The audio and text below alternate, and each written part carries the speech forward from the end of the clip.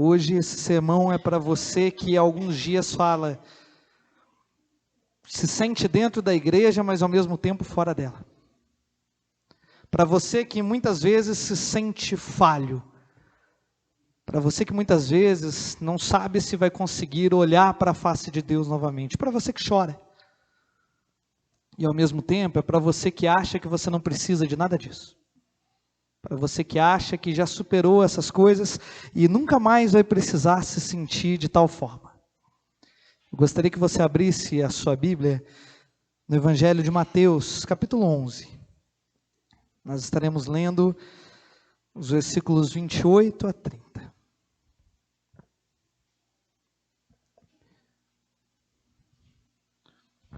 Mateus, capítulo 11, versículo 28.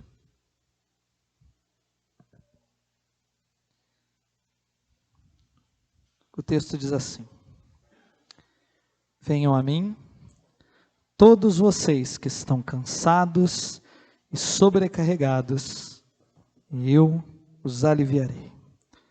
Tomem sobre vocês o meu jugo e aprendam de mim, porque sou manso e humilde de coração, e vocês acharão descanso para a sua alma.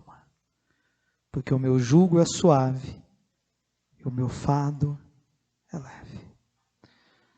Senhor nosso Deus e eterno Pai, diante da tua congregação, Senhor, e diante do Senhor, eu venho a ti pedir misericórdia, Senhor.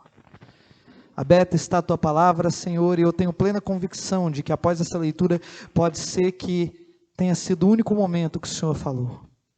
Mas eu clamo pela tua misericórdia, para que o Senhor continue falando. Para que seja somente a tua palavra, Pai, adentrar os corações, tanto da tua igreja, tanto quanto do meu, Pai. Que assim seja, em nome de Jesus. Amém. O título, talvez, da nossa mensagem de hoje é O Convite do Coração de Cristo. E a critério de introdução, eu gostaria de falar sobre o coração de Cristo. Se vamos falar do convite que Ele nos faz, rapidamente nós devemos entender como é o coração de Jesus. E nesse versículo ele diz, esteja com a sua Bíblia aberta, pois nós não vamos olhar para esse texto da forma como ele está apresentado, ou seja, talvez nós vamos mudar a ordem um pouquinho dos fatores, com certeza não alterando o produto. O texto diz assim que nós lemos, porque eu sou manso e humilde de coração. Esse mesmo autor que eu citei no começo da obra, Dane Ortlund, ele conta que o seu pai aprendeu uma coisa com Charles Spurgeon, que só existe um lugar em que Jesus Cristo fala sobre o seu coração. E coração para a Bíblia é algo muito mais que um órgão que bate.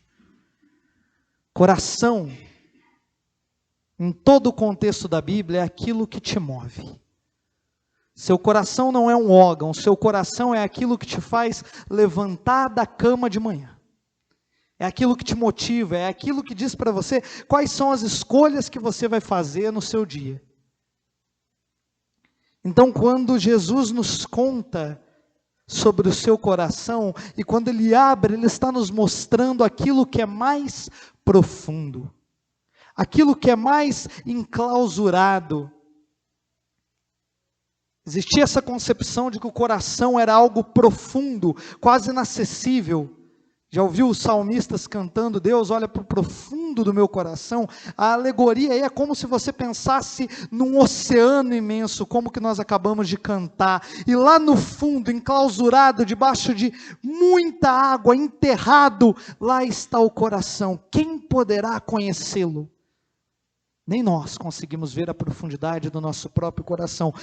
Então, quando Jesus desenterra isso e traz para a superfície essas palavras, deveríamos recebê-las como algo muito importante. Talvez uma das coisas mais importantes que você pode aprender, que o coração de Jesus é manso e humilde. O mesmo autor diz, quando Jesus nos conta o que motiva lá no fundo, o que é mais verdadeiro sobre ele, quando ele expõe os recantos mais íntimos do seu ser, o que encontramos é isso, manso e humilde. Quem poderia inventar um Salvador como esse. É pensando nisso que ao mesmo tempo, e nós não vamos analisar essa afirmação de Jesus, mas eu convido você a fazê-lo, a meditar sobre isso, a pensar sobre o que significa Jesus ser manso e humilde. Hoje, nós vamos ver talvez só uma casquinha do que isso significa. Porque Jesus, ele, como eu disse, nós vamos mudar um pouquinho a ordem das coisas. Jesus começa a falar do seu coração com um porquê, percebeu isso? Porque o meu coração é manso e humilde. O que é esse porquê?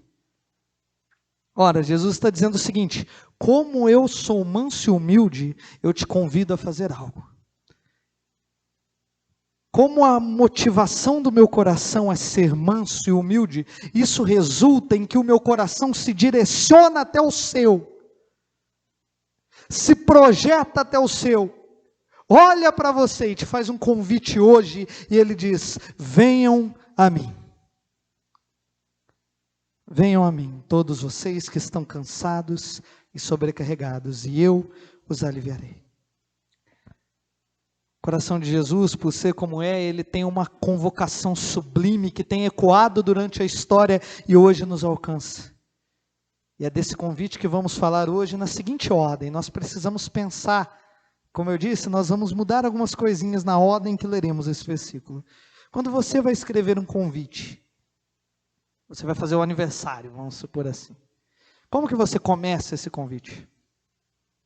Você compra numa lojinha lá e ele é um cartãozinho dobrado. Qual que é a primeira coisa que você escreve?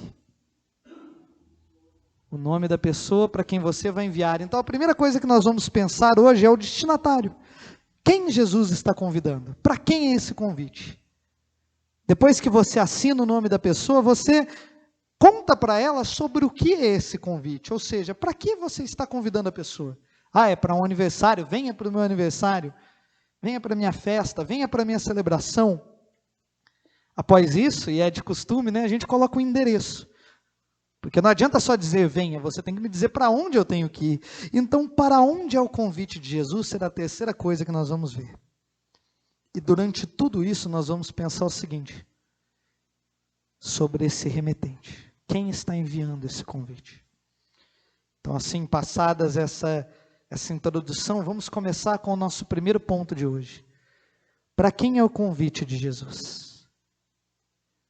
Você deve dizer para mim, é fácil perceber isso. Todos vocês que estão cansados e sobrecarregados. Esse convite de Jesus, então, ele pressupõe um certo autoconhecimento da minha e da sua parte. Ora, para eu receber esse convite, ele tem que ter o meu nome escrito. Correto? Se eu pego um convite na mão e ele não tem o meu nome, logo eu não vou abri-lo. Então, para receber o convite de Jesus, eu preciso ser cansado e sobrecarregado? Calma, não parece algo tão legal de confessar que eu sou. Não me parece tão fácil, ou até mesmo tão legal me identificar como um cansado e um sobrecarregado. Porém, aceitar o convite de Jesus demanda que eu me reconheça assim. Aceitar o convite de Jesus demanda que eu me humilhe e que eu diga diante dele, sim, esse convite é para mim. Sim, eu sou um cansado e sobrecarregado. Então, já de primeira mão, eu te digo que se você não está disposto a dizer essas palavras, então você não precisa ouvir esse sermão. Se você não se reconhece assim, então não tem problema. Você está solto. E essa palavra com certeza não é para você. Mas é claro, antes da gente simplesmente dizer isso, é importante a gente compreender o que é ser cansado e sobrecarregado. Então, nesse primeiro ponto, eu gostaria que você começasse a se perguntar, será que essa pessoa que está sendo descrita por Jesus sou eu? Um autor chamado Michael Hamlet, ele é citado por Emílio Garofalo em seu livro Esther na Casa da Peça, ele diz o seguinte, todo o povo de Deus, todos, sem exceção, são ao mesmo tempo santos, sofredores e pecadores. Então, antes de nós entendermos essas três coisas, eu quero convidá-lo a colocar as suas lentes da fé, as lentes do sangue de Jesus, porque, conversamos isso ontem, jovens, quando olhamos para as coisas com as lentes do Evangelho em nossa frente, elas tendem a mudar de cor. Aquilo que era só preto e branco, 8 ou 80, ganha mais nuances, ganha mais cor, ganha mais vida. Então, antes de mais nada, você precisa entender isso, que um cristão, por assim ser, ele não é uma coisa e não outra, ou ele é definido por simples palavras, ou você pode defini-lo com um conjuntinho simples de informações. Não. Somos homens complexos e Deus nos fez assim. Portanto, assim também Ele deseja que sejamos cheios de nuances. A primeira coisa, então, que devemos entender é que somos, e um cristão verdadeiro é um sofredor, ele é cansado, ele é sobrecarregado, é porque somos pecadores. A primeira coisa.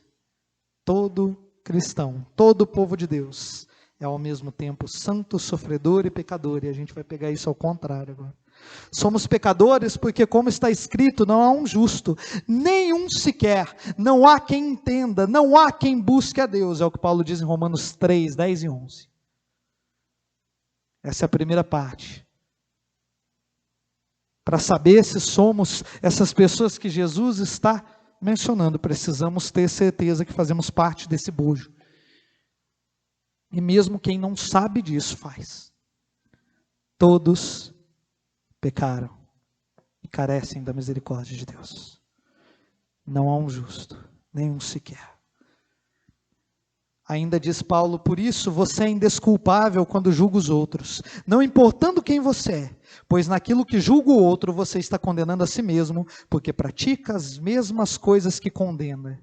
O que Paulo diz em Romanos 2:1, depois de uma lista de pecados, Paulo faz um jogo tão inteligente, porque a pessoa que lê Romanos 1 fala, olha só esse povo, de fato, Paulo está falando de um povo ruim, pecador, que ignora a Deus, que se entrega às paixões carnais, que não se importa. E a pessoa lendo aquela carta talvez diria, nossa, é verdade, né? O mundo é assim. E de repente Paulo começa o capítulo 2 e essa pessoa toma um tapa, porque ele diz, não pense que você não é dessa forma.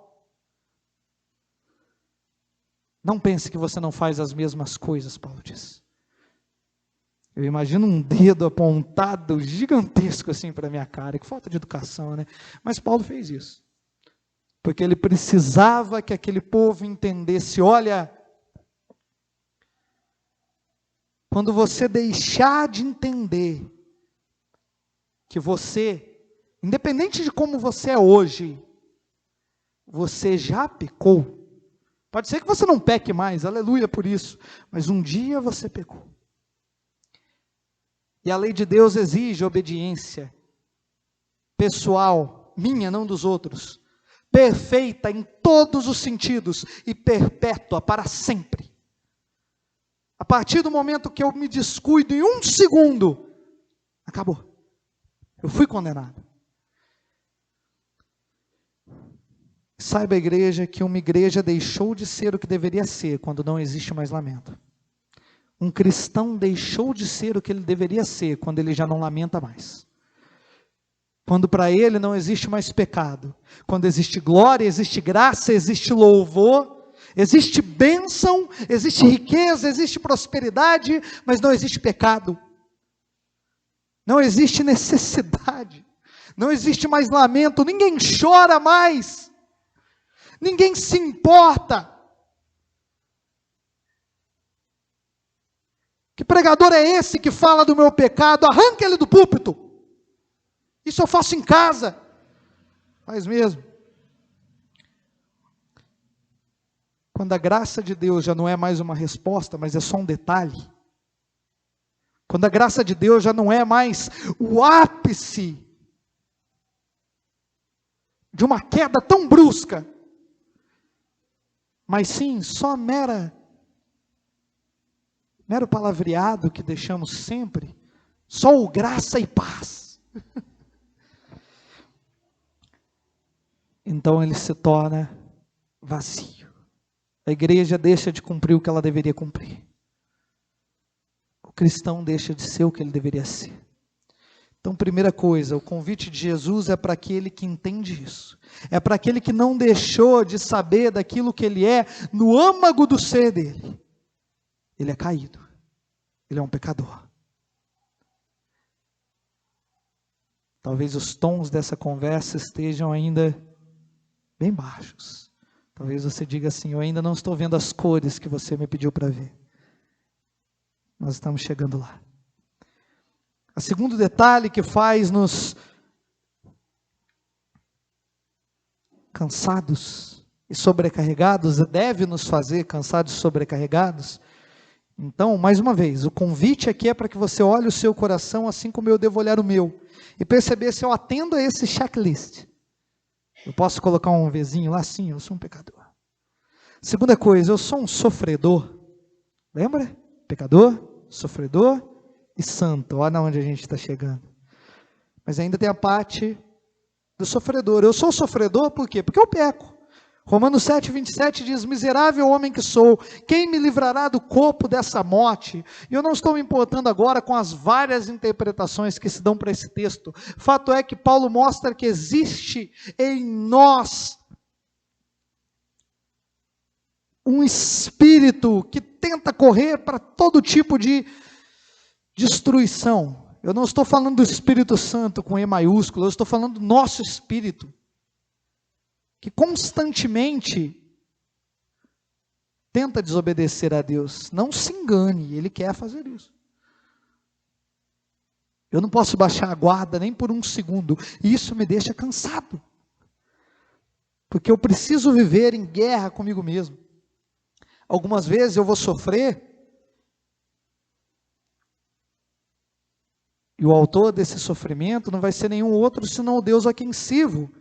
Paulo disse em 2 Coríntios 12:7, e para que eu não ficasse orgulhoso com a grandeza das revelações, foi-me posto um espinho na carne, mensageiro de Satanás, para me esbofetear, a fim de que eu não me exalte.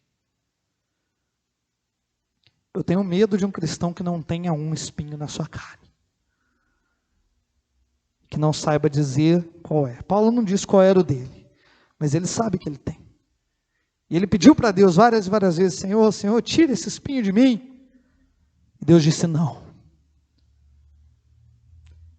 E eu sei que talvez crie um sentimento misto no seu coração, escutar que Deus é o Deus que coloca espinhos na carne dos seus servos, mas Ele precisa nos corrigir. O bom pai corrige o seu filho, a quem ama.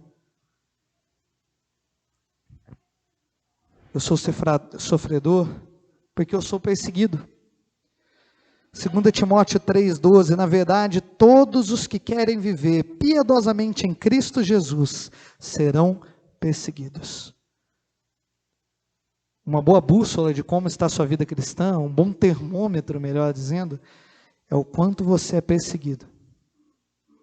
Paulo sabia disso.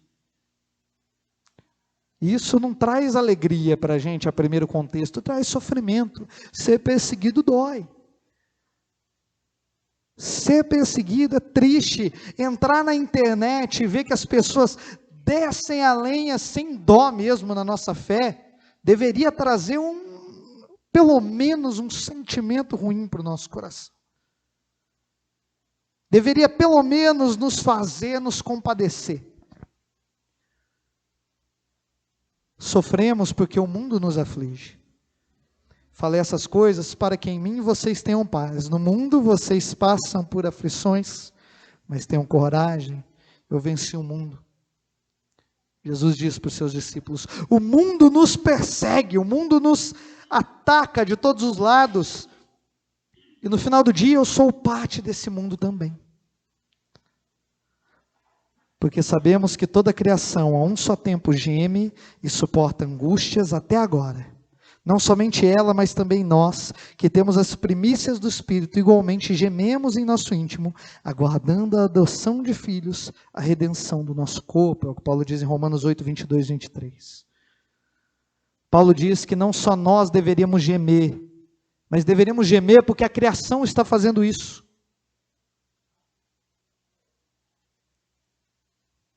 Pensa nisso, ó, uma árvore do seu lado, nesse exato momento, sabe o que ela está fazendo? Já parou para pensar nisso? Muita criancinha pensa assim, às vezes até o adulto, né? O que será que a árvore sente? Porque não é um bichinho que olha para a gente, eu te digo que ela sente. Ela sente angústia no íntimo dela, aguardando o Salvador. Aguardando aquele que um dia vai enrolar essa terra como um pergaminho. Vai arrancar os céus do lugar como quem puxa uma cortina e vai colocar novos no lugar. A criação resultará nesse dia, assim também nós. Cansados e sobrecarregados, então, são aqueles que em Jesus são capazes de reconhecer que existe um espírito pecador com o qual nós devemos lutar constantemente. Resistir. Não é o que Tiago diz? Resistir ao diabo e ele fugirá de vós. Cansados e sobrecarregados são aqueles que por Jesus sofrem perseguições e sofrerão perseguição e muitas vezes condenações por parte do mundo. Cansados e sobrecarregados são aqueles que veem o mundo lá fora e se entristecem por ele, que têm empatia no coração, que assim como Jesus olhava para as multidões como ovelhas sem pastor e sentia angústia. Um bom termômetro para saber se Jesus está falando com você agora é: como que você olha para aqueles que estão do seu lado e que não conhecem a Jesus como você conhece? O quanto você se preocupa com ele, o quanto você dá risada com ele. Você está feliz com ele? Você deixa ele para a casa dele tranquilo? Você deseja para ele, Deus te abençoe, mesmo sabendo que Deus não está nem olhando para ele agora? Pelo menos não com olhos de amor, mas que ele está debaixo da ira? Eu sei que até agora o quadro que a gente pintou é bem triste, talvez alguns de vocês estejam pensando, está na hora de eu picar a mula daqui. Eu não sei se eu gosto muito de ouvir isso, eu sinto muito se você não gosta, eu também não gosto. Mas assim é que funciona. O convite de Jesus é para um cansado, é para um sobrecarregado. Mais uma vez, se você não se sente assim, e se você prefere esconder esses sentimentos de você, é melhor fugir. É melhor ligar a sua televisão, assistir um vídeo e não pensar muito na Bíblia. Porque um dia essas coisas virão até você. Porém, mais uma vez, se até agora parece que o nosso quadro estava meio complicado, saiba que se você é alguém que está agora aflito por isso, você tem motivo para se alegrar, porque você é santo. A Bíblia diz o seguinte: todos os que são guiados pelo Espírito de Deus são filhos de Deus. Romanos 8,14. Você é santo porque existe um Espírito, existe um Deus lá no alto que Ele é trino. Ele é Pai, Ele é Filho, Ele é Espírito Santo. E esse Espírito, olha só o que Ele faz, João 16,8. Ele me convence de que pequei. Quando Ele vier, convencerá o mundo do pecado, da justiça e do juízo. Saiba o seguinte: ninguém lá fora, essa mensagem não é para os outros. A gente é tentado a olhar Jesus falando: venham a mim os cansados e sobrecarregados, bem-aventurados os tristes, e olhar só para o lado de fora. Pensar: Jesus está falando daquele meu vizinho, Jesus está falando da nossa vizinhança aqui. Não, Ele está falando da gente. Bem-aventurados os tristes, Ele está olhando para você e para mim. Porque você nunca sentiria essa tristeza se não fosse o Espírito de Deus no seu coração. Você nunca voltaria ao Senhor se não fosse isso. Você seria como um porco que come lama o dia todo e nem sabe disso.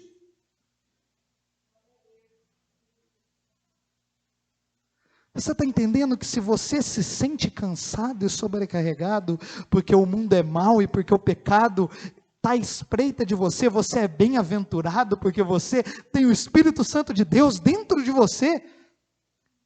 Quem está lá fora não sabe disso, eles não estão nem aí. Eu não vejo eles tristes. Caramba, eles nem choram nos funerais, eles não sabem nem chorar. Eles não sabem nem lamentar. Quem dera amar, quem dera se alegrar. Eles estão se afogando em alegrias falsas. As cobras estão picando os tornozelos deles, como aconteceu com Moisés no deserto, e eles não estão sentindo.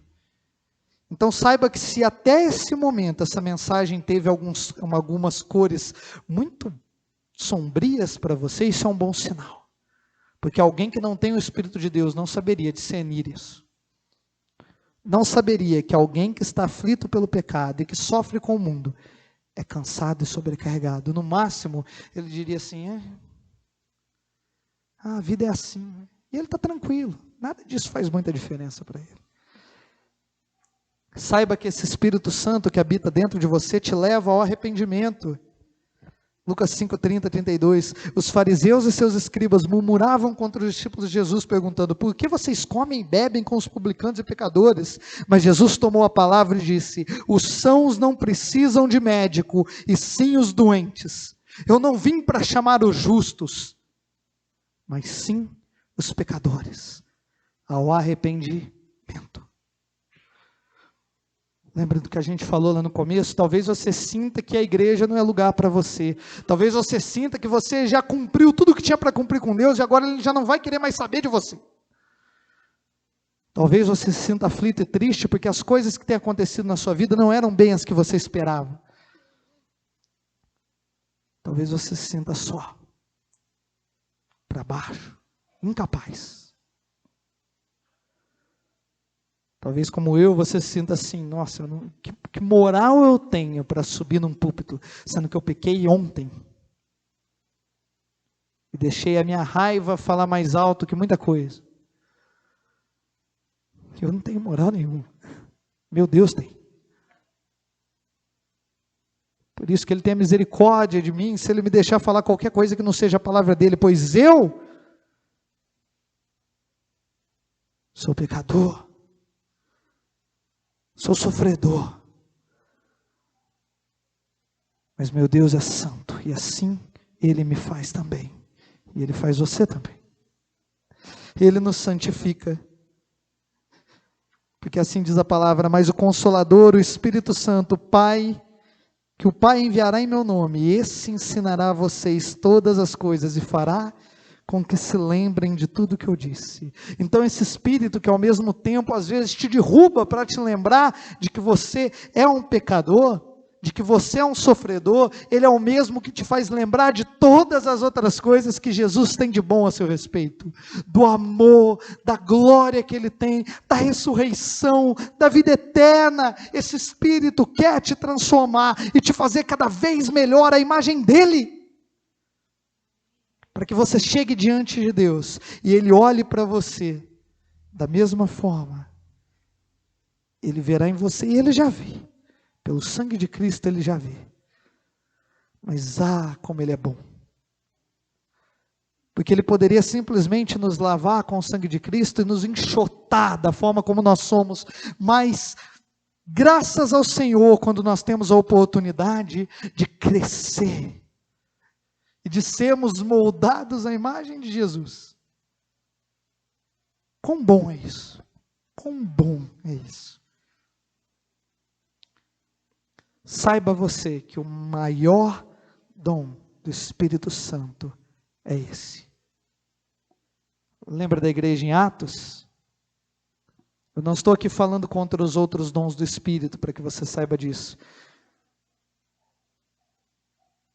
Porém, os 3.000 convertidos daquele dia não receberam o dom de línguas, não receberam o dom de profetizar, pelo menos não na hora. Sabe que dom eles receberam? É o que Pedro diz: arrependam-se, e cada um de vocês sejam batizados em nome de Jesus Cristo para a remissão dos seus pecados, e vocês receberão o dom do Espírito Santo. 3.000 pessoas naquele dia receberam o dom de se arrepender, porque arrepender-se é um dom. Nunca se esqueça disso. Arrepender-se é um dom. Você não faz porque você quer, nem porque você consegue, nem porque você é forte. Você faz porque existe um Espírito que te ajuda nisso, e que convence você, e que te santifica. e que te vivifica. Se em vocês habita o Espírito daquele que ressuscitou Jesus dentre os mortos, esse mesmo que ressuscitou Cristo dentre os mortos, vivificará também o corpo mortal de vocês, por meio do seu Espírito que habita em vocês. Glória a Deus por isso. Percebe que Jesus está convidando aqueles que entendem que para enxergar a vida, nós devemos sempre enxergá-la como se estivéssemos num teatro ou numa sala de cinema. Sabe por quê? Já reparou que quando a gente quer aqui que a gente enxergue melhor o púlpito, o Paulinho apaga a luz? Porque quanto mais escuro é o nosso derredor, mais brilhante é o alvo à nossa frente. Quanto mais necessitado, mais humilhado você for pelo Espírito, ao mesmo tempo, mais exaltado Ele será diante de você. Está vendo como as coisas do Evangelho não são simplesmente 8 ou 80? Deus não quer só que você se sinta feliz e completo, porque Ele precisa que você se sinta muitas vezes infeliz e incompleto, para que você tenha completude de vida nele. Você e eu entendemos que por vezes Deus precisará colocar um espinho em nós, para que nós entendamos o quão bom Ele é ao retirar de nós Ele. O quão boa é a promessa dEle do dia em que nós não sofreremos mais. Você entende que para receber o convite de Jesus hoje, você precisa descer do banquinho, ou soltar o osso e admitir que você não é tão santo quanto você pode pensar que é. Para que assim você seja mais santo do que você jamais foi. Olha que paradoxo maravilhoso. Cada coisa, olha como é que Deus equilibra as coisas, de modo que a gente não compreende, mas a gente ama e adora. A maior prova da ação do Espírito Santo na minha e na sua vida é a convicção do nosso pecado, é a convicção do nosso sofrimento, é a convicção de que somos cansados e sobrecarregados e dependentes desse Espírito, porque quando tivermos isso, erga sua cabeça, olhe para a cruz e diga: graças ao Senhor que eu tenho isso, porque adivinha, eu posso abrir o convite agora. O convite é para mim. Está lá escrito nele, cansado e sobrecarregado. Opa, sou eu. Sou eu. Essa já é a primeira ação do Espírito Santo e a mais importante. Lembre-se disso. Quando você quiser ver uma ação gigantesca do Espírito Santo e de Deus, saiba que Ele pode fazer descer cair fogo do céu, Ele pode fazer chover depois de 3 anos e meio, Ele pode levantar os mortos, Ele pode fazer o que Ele quiser. Mas esta igreja saberá que a ação do Espírito Santo está descendo sobre ela quando vier esse avivamento que cantamos, e o povo orar, e se jogar diante do altar de Deus, se arrepender, lamentar diante do Senhor. Quando vimos isso, que alegria. Eu espero que você tenha esse sonho, essa vontade, porque Deus há de ouvi-la. Então, nosso primeiro ponto, e até agora, nós falamos sobre isso.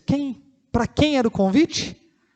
Para os cansados e sobrecarregados. Eu espero que você possa, depois de pensar em tudo isso, dizer: é para mim. É para mim. Mas o nosso segundo ponto é a gente falar do assunto dessa carta, do assunto desse convite. Para que Jesus está nos convidando então? Tudo bem. Eu passei da primeira parte, eu abri o convite. O que vai estar escrito lá? Venha para o meu aniversário, é dia 25 de dezembro, não sei. Não é bem assim. Olha só o que Jesus diz: e receberão alívio, eu os aliviarei. É para isso que Ele está convidando. Olha, você é um cansado e sobrecarregado? O que eu tenho para você hoje é alívio. O versículo 30 ainda, o versículo 29, o finalzinho: descanso para a sua alma. O coração de Jesus chama cansados e sobrecarregados, humildes que aceitam que são pequenos. Lembre-se disso. Jesus deu graças a Deus porque esse evangelho e essa mensagem não foi revelada aos grandes, aos maiores, mas aos pequenos. Ele convida os cansados e sobrecarregados porque Ele tem a resposta. Ele tem um presente maior do que podemos imaginar. Ele tem um descanso. Não necessariamente uma solução dos problemas. Não necessariamente uma Ferrari ou o carro do ano. Não necessariamente uma casa própria. Não necessariamente tudo aquilo que a gente pede, mas o descanso. Que coisa maravilhosa é o descanso. Olha só, mais uma vez. Jesus está convidando você para saber que é cansado, para declarar: eu sou cansado, eu sou sobrecarregado, mas eu tenho descanso em Jesus. Mais uma vez, as coisas, quando nós olhamos pelas lentes que Deus nos dá para olhar, elas não são só pretas e brancas, elas não são só 8 ou 80, mas elas se equilibram num misto maravilhoso, onde ao mesmo tempo eu sofro e ao mesmo tempo eu descanso. Onde ao mesmo tempo eu me entristeço pelo meu pecado e me regozijo no meu Salvador. Pensemos um pouquinho no descanso de Deus agora. Para entendê-lo, nós precisamos olhar para 3 momentos. O primeiro deles é o descanso passado. Lembra lá do Gênesis? Em 6 dias Deus criou todas as coisas e, havendo terminado, no 7º dia sua obra que tinha feito, descansou nesse dia de toda a obra que tinha feito. E Deus abençoou o 7º dia e o santificou, porque nele descansou de toda a obra que como Criador tinha feito. Gênesis 2, 2 e 3. Você já se perguntou isso? Lembra, Betinho? A gente conversou disso lá na salinha. Caramba, Deus descansa? Para que Deus descansou? Por que a Bíblia diz para a gente que Deus, o Todo-Poderoso, aquele que não precisa, como eu agora, ficar tomando um gole de água a cada 20 minutos porque a garganta não aguenta? Por que esse Deus descansa? Ora, o descanso passado de Deus serve para apontar para algo muito maior. E o autor de Hebreus conhece isso. Porque se esse era o descanso passado, existe o descanso presente. Você não precisa abrir sua Bíblia, mas eu gostaria, Marielle, que você colocasse para mim em Hebreus 10, 15, e eu estarei lendo até o 18. O versículo diz o seguinte: o Espírito Santo, do qual nós acabamos de falar, também nos testifica a esse respeito. Primeiro ele diz: esta é a aliança que farei com eles, depois daqueles dias, diz o Senhor. Porei minhas leis em seu coração e os escreverei em sua mente. E acrescenta: dos seus pecados e iniquidades não me lembrarei mais. Onde esses pecados foram perdoados, não há mais necessidade de sacrifício por eles. O primeiro descanso que Deus quer que você conheça hoje, agora, e que o povo de Israel não conheceu, e mesmo depois de Cristo não reconheceu, é que a sua necessidade de trazer um cordeiro até aqui à frente, para que o pastor Ageu o imolasse como sacerdote do Senhor, foi embora. Graças ao Senhor, porque eu não tenho que cuidar de um cabrito em casa, para trazer toda semana, às vezes todo dia, por causa do meu pecado. Imagina. Você já parou para pensar nisso, que Deus te deu um descanso de algo que gerações antes de você não puderam fazer? Que é simplesmente desobedecer a ordem do sacrifício? Deus te deu descanso dos seus pecados em Cristo Jesus, que pagou o preço. Isso é maravilhoso. Deus descansou para te mostrar como é descansar. Eu sei que a maioria de nós não pensa nisso, porque de nós nunca foi exigido isso. Aleluia. De você nunca foi exigido isso. Nenhum sacrifício, nada. Jesus nunca te pediu nada, a não ser aquilo que nós vamos falar daqui a pouquinho. Saiba também que existe um descanso do seu próprio cuidado, da sua própria preocupação.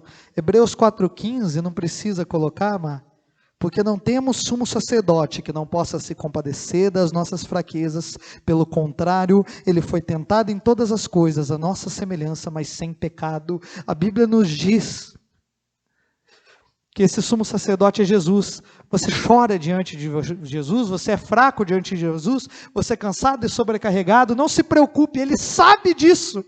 E adivinha, ele chora junto. O autor de Hebreus ainda nos diz que Jesus está continuamente a interceder por nós, lá em cima. Então você acha que quando você não chora, Ele não chora também? Você acha que quando você não está derrotado, Ele não está também? Pelo menos, derrotado é claro que Ele nunca está, mas Ele não compartilha do mesmo sentimento que você tem? Você acha mesmo que Jesus não está prestando atenção? E não só isso, se Ele foi capaz de tomar todas as dores de um ser humano, por que Ele abandonaria você hoje? Se Ele foi capaz de ir para um madeiro e morrer, por que Ele nos abandonaria hoje? Ele se compadece de nós.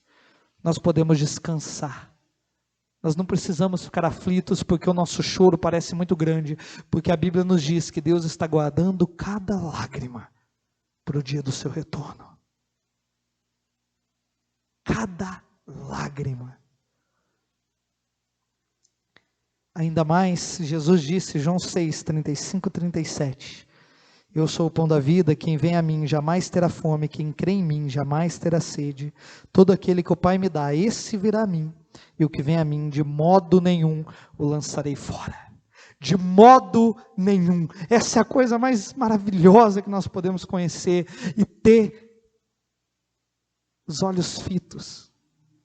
Que de modo nenhum Jesus te lança fora. Eu não estou me sentindo bem hoje, Jesus não te lança fora. Eu não estou entendendo o que o Senhor está fazendo, de modo nenhum eu lançarei fora. Senhor, eu pequei contra ti, de modo nenhum eu lançarei fora. Senhor, eu não sou nada, de modo nenhum eu lançarei fora. É isso que Jesus está dizendo. Descanso. Eu não preciso ter medo de ser jogado fora da graça. Eu não preciso ter medo de que Jesus um dia vai virar o rosto para mim, de que um dia Ele vai cansar da minha súplica. Eu não sei se você já orou assim, mas às vezes dá vontade de dizer, Senhor, eu sei que o Senhor já escutou isso muitas vezes. Eu não sei se o Senhor está escutando, essa parte eu não preciso dizer. Ele sempre há de ouvir. Nunca deixe de dobrar os seus joelhos, nunca deixe de dizer para Jesus exatamente o que você precisa, porque você pode nisso ter descanso. Ele vai ouvir. Ele vai ouvir. Por fim, lembre-se do mandamento. Êxodo 28. Lembra-te do dia de sábado para o santificar. Eu sei o que você vai me dizer, mas eu não preciso guardar o sábado hoje, não desse jeito. Mas isso nós também aprendemos lá em cima, e eu deixei o Albertinho aqui embaixo hoje como testemunha, né, Albertinho? Para que serve o sábado? Não o sábado, só o dia da semana. Se você quiser, você hoje tem liberdade para celebrar o sábado todo dia. Separar 1 hora do seu dia, 2 horas para ler a sua Bíblia, para orar ao Senhor, para cantar louvores. Eu não tenho um violão em casa, aí quem importa? Mas a minha voz é desafinada. Deus não acha. Ele deu a sua voz, Ele acha ela a coisa mais linda do mundo. E ouvi-la cantar e louvar, para Ele é motivo de alegria. Você pode guardar o sábado hoje de uma forma que, cuidados, o povo judeu nem entendia que podia. Louve ao Senhor, guarde um tempo, sabe por quê? Deus descansou no passado para te mostrar que você pode descansar hoje, e amanhã, o autor de Hebreus diz, portanto, resta um repouso sabático para o povo de Deus, porque aquele que entrou no descanso de Deus, também Ele mesmo descansou de suas obras, como Deus descansou das suas. O que esse texto nos diz é que Deus tem um descanso melhor preparado para nós ainda. Se hoje estamos cansados e sobrecarregados, amanhã não estaremos.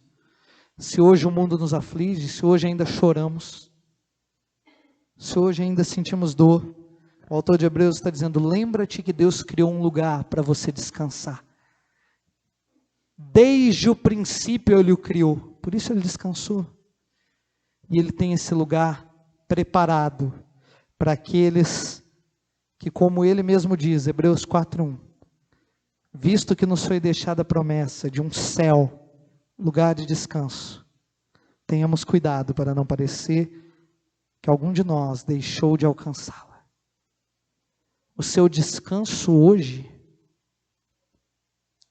é a melhor forma de você apontar e mostrar que você confia no céu. Você colocar a cabeça no seu travesseiro, descansar do seu trabalho, descansar das suas mazelas, lançar tudo aquilo que te aflige diante de Jesus, essa é a melhor coisa que você pode fazer para Ele. Hoje, agora. Descansa. Mais uma vez, Jesus convida os cansados e sobrecarregados para encontrarem descanso. Descanso de Deus, desde a eternidade, desde a criação, preparado para nós hoje e no dia do Senhor, quando Ele virá. Aleluia. Porque Ele virá. Nossa última parte de hoje é a terceira coisa que nós falamos que há num convite. Jesus convida o cansado e o sobrecarregado para encontrar descanso, alívio para a alma. E como que se recebe isso? Como que eu chego lá, Jesus? O que que Jesus disse para a gente fazer hoje que nos fará alcançar o descanso? Isso é para você que hoje ainda sente que você não consegue descansar. Pode me falar, se for uma montanha eu atravesso, eu subo, mas me diz, como eu alcanço esse descanso? Olha o versículo 28, quais são as 3 primeiras palavras? Venham a mim. É só isso. É tão simples, é tão fácil. Não é mais o sacrifício, descansa disso. Não é a dor, não é se ajoelhar no milho. Não é punir a si mesmo, é venham a mim. Pecadores caídos e ansiosos não têm limites na sua capacidade de imaginar razões para Jesus os lançar fora. Lembra que a gente disse? De modo nenhum o lançarei fora. A coisa mais fácil que um homem cansado e sobrecarregado pode pensar é que Jesus quer fazer isso. Mais uma vez, que talvez a igreja não seja o meu lugar, que talvez tudo que eu já fiz até agora não valeu de nada, que minhas orações não estão sendo ouvidas. O homem que se sente aflito, ele tem milhares de desculpas para dar para Deus. Porém, nós acabamos de ver que Jesus tem uma resposta só para tudo isso. Eu não vou te lançar fora. Vem. Mas Jesus, eu fiz isso. Não, vem. Mas Jesus, eu sou pecador, venha. Mas Jesus, eu estou cansado, venha. Jesus, está tão difícil. Venha. Venha. Receber os benefícios desse convite exige de nós 3 coisas. O que significa vinde a mim? O primeiro passo, e é lógico, vem a mim. Quantas vezes você se lembra de Jesus fazendo esse exato convite? Quando ele achou os pescadores à beira do mar, Pedro, Tiago e João no barquinho, o que ele disse? André estava lá também. Venham comigo e eu os farei pescadores de gente. Venham comigo. Quando Jesus viu Mateus sentado na coletoria, ele disse, segue-me, Mateus. E Mateus se levantou e seguiu, não precisou de mais nada. Jesus disse, eu sou o caminho, a verdade e a vida, ninguém vem ao Pai senão por mim. Então Jesus quer que a gente venha, caminhe, ande, vá até Ele, vá, feche a porta do seu quarto, ore, gaste tempo com Jesus, vá conhecê-lo, venha até a palavra dEle, venha atrás de Jesus, vá até Ele. A maior mentira que já disseram dentro das igrejas é que a gente tem que aceitar Jesus. Não é assim que funciona, não. É Ele quem está convidando. É Ele quem está aceitando a gente. Venha. A gente não tem que deixar Jesus entrar. A gente tem que ir até onde Ele está. A gente tem que ir atrás dEle. Para onde Ele for, a gente vai. Depois Ele fala, no texto que nós lemos, tomem sobre vocês o meu jugo. O que é um jugo? Aquela peça que é colocada na cabeça de 2 animais, de carga, 2 bois, por exemplo, para que um acompanhe o passo do outro, né? Para que um caminhe ao lado do outro. Então Jesus está dizendo, olha, pega para você o meu jugo, caminha do meu lado. Faça o que eu faço, fale o que eu falo, seja como eu sou. Jesus quer que você venha até Ele, para que Ele te faça assim. Jesus não pega o seu jugo, Ele te dá o dele. Ele te ensina a acompanhar os passos dele. Lembra do Espírito Santo, santificador, que nos faz lembrar de tudo aquilo que Jesus disse? Jesus quer você conformado à imagem dele, e Ele vai fazer isso. Lembre-se de Mateus 5,20, porque eu afirmo que se a justiça de vocês não excederem muita dos escribas e fariseus, jamais entrarão no reino dos céus. Jesus está dizendo para você o seguinte aqui, lembra daquele povo que a gente fala, né? Tudo um bando de legalista. Você tem que ser melhor que isso. Ou seja, você tem que ser muito mais justo do que eles foram. Porque você está caminhando junto comigo, e eu sou muito mais justo do que todos aqueles fariseus, Jesus disse. Isso foi logo no comecinho do Sermão do Monte, onde Jesus ensinou pérolas sobre o serviço a Ele, que para nós deveriam ser motivo de decor, de ter no fundo das nossas mentes aquilo que Jesus ensinou. Lembre-se de conhecer seu Salvador, é a terceira coisa. Aprendam de mim, venham a mim, tomem sobre vocês o meu jugo, aprendam de mim. Lembra daquele famoso texto que a gente conhece de Oséias? O meu povo está sendo destruído por falta de conhecimento.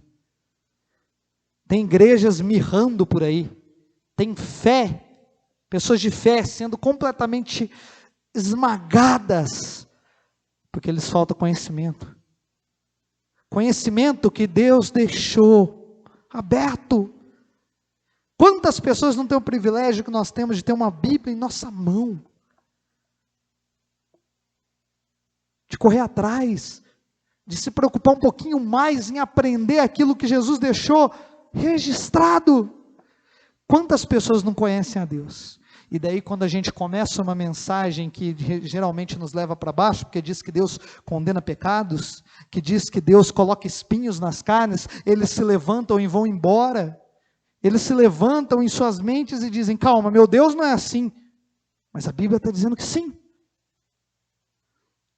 Quantos estão padecendo por falta de conhecimento sobre Deus?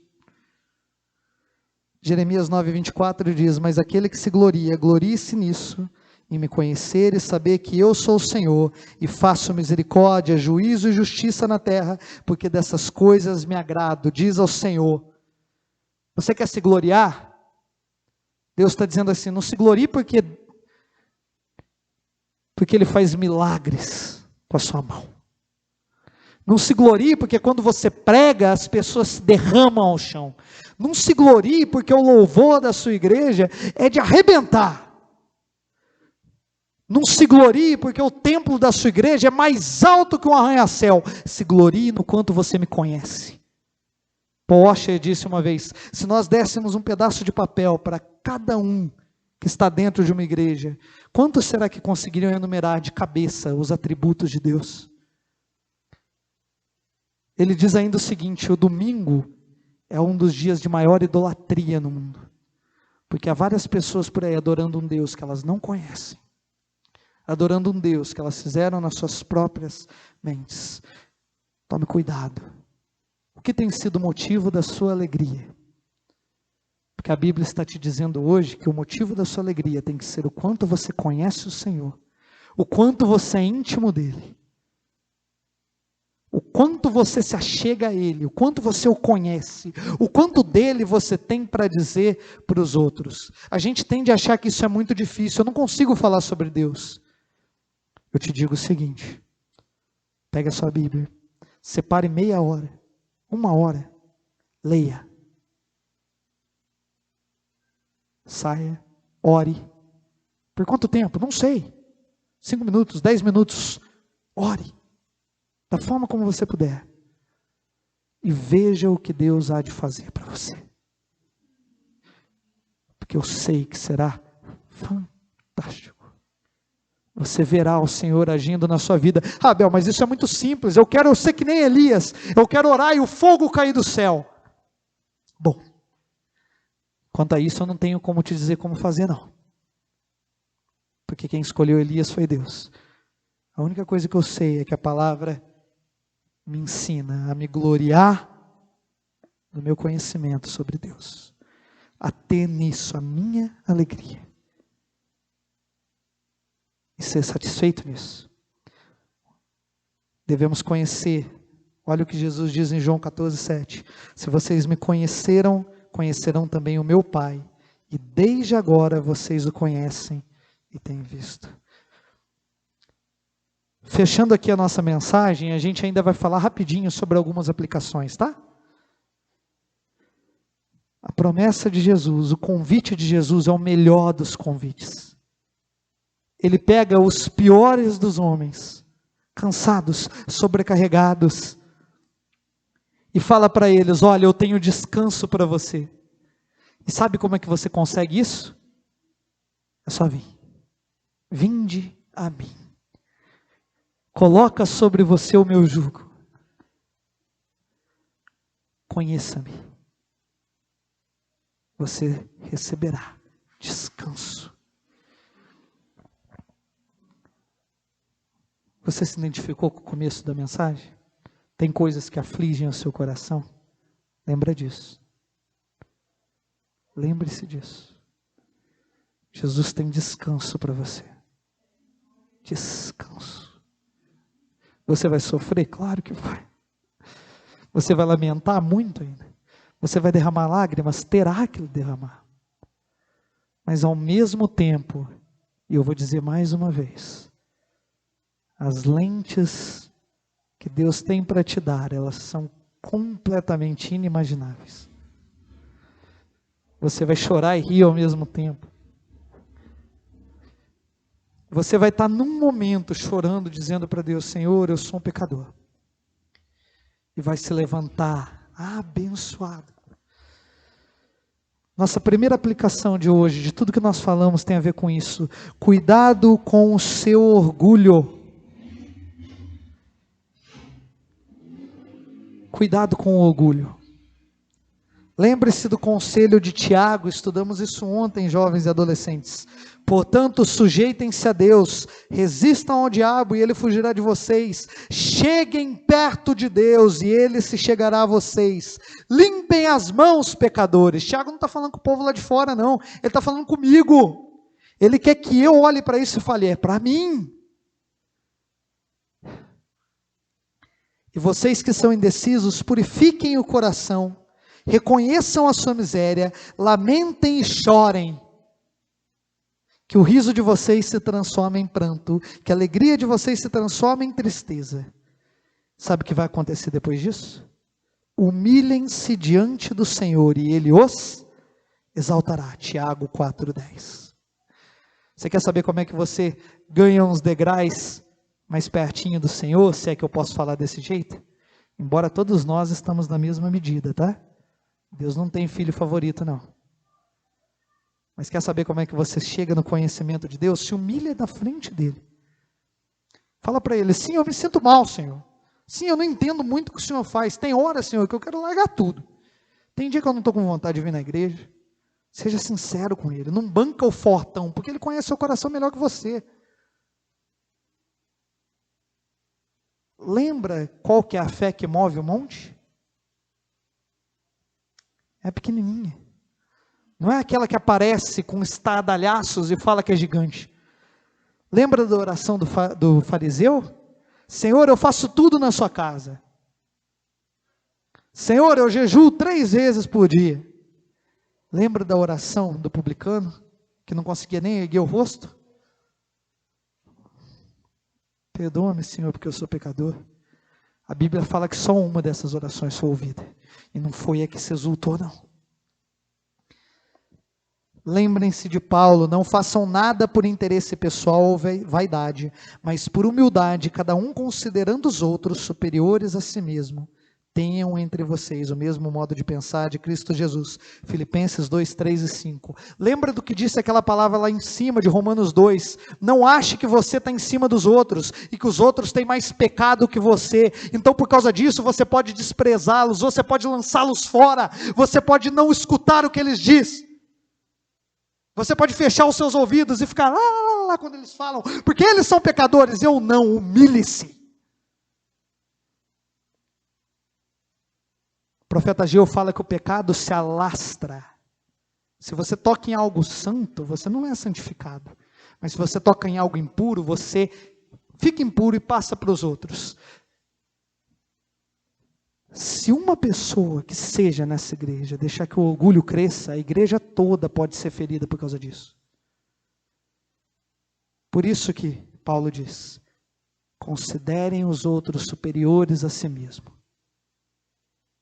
Mas eu fui machucado, perdoa, dá outra face. Mas eu fui humilhado, então humilhe-se mais. Tome cuidado com o orgulho. Segunda coisa, descanse nas suas lágrimas. Lembra disso, não desanima porque você chora. Não desanima porque tem dias que você não acha-se digno do evangelho. Você não é. E nem eu sou. Não desanima porque às vezes as situações da vida são maiores do que você pode suportar. Não desanima porque você continua orando e o seu pai não vem para a igreja. A sua mãe não vem para a igreja. Eles não são curados. O seu filho está lá no mundo das drogas. Seu irmão, a sua irmã, não desanima. Lembra do que diz o Salmo 126. Os que com lágrimas semeiam, com júbilo ceifarão. Deus quer as suas lágrimas. Deus quer que você chore diante dele. Deus quer que as suas lágrimas sejam semente para a alegria que virá. Quem sai andando e chorando enquanto semeia, voltará com júbilo, trazendo seus feixes. Então chora. Chora diante do Senhor. Você quer? Chora. Porque Ele vai te dar alegria. Ele vai. Não é um talvez. Ele vai. Ele vai.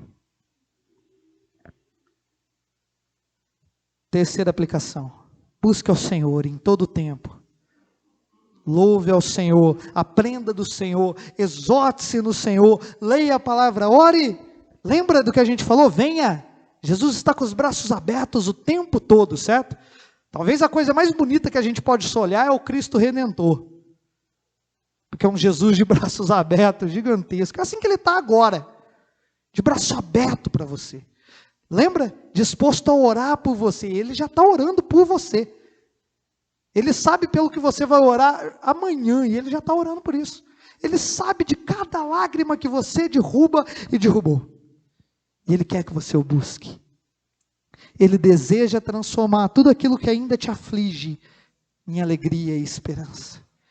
Ele quer pegar todo o cansaço, tudo aquilo que te sobrecarrega e transformar em descanso. Lembra do que disse Isaías? Eis que Deus é a minha salvação, confiarei e não temerei, porque o Senhor Deus é a minha força e o meu cântico, Ele se tornou a minha salvação, e Ele sempre será eternamente a nossa alegria. Receba esse convite. Nossa quarta aplicação. Perceba que o mundo vai tentar, o seu espírito vai tentar, e por vezes até Deus vai colocar diante de você que você não está sendo recebido por Jesus. Que o convite é para todo mundo, menos para você. Que a igreja não é para você. Que a fé não é para você. Que é tudo muito difícil. Lembre-se que você está em guerra. Lembre-se disso. E que Jesus está dizendo que para vencer essa guerra basta você ver. Basta você chegar. Basta você correr para debaixo das asas dele. porque o coração dele é manso e humilde, não é revoltado nem irado. Mas o que move o coração de Cristo hoje é a sua mansidão, é a sua humildade. E tudo isso que ele é, move Jesus em direção a você. Não pelo que você é, mas pelo que ele é. Não despreze hoje esse convite. Hebreus 4,16 diz: portanto, aproximemo-nos do trono da graça com confiança, a fim de recebermos misericórdia, encontrarmos graça para ajuda em um momento oportuno. Tem alguma coisa hoje que está dizendo para você que você não vai ser ouvido quando você orar? Tem alguma coisa dizendo para você hoje que a luta é muito difícil e que a pessoa que você quer não vai se converter?